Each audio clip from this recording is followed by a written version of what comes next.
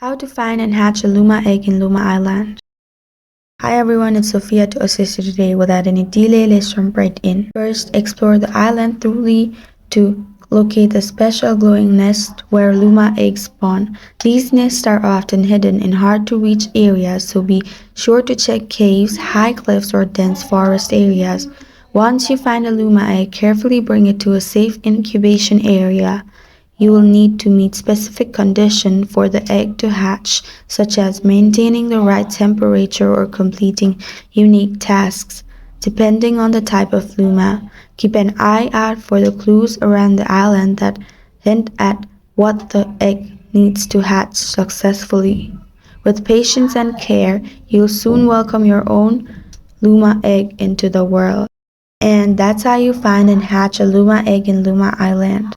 Thank you for joining me today. If this video helped you out, please leave a like and subscribe for more. Got a question or want to suggest a topic? Comment below. I'm Sophia signing off. Until next time.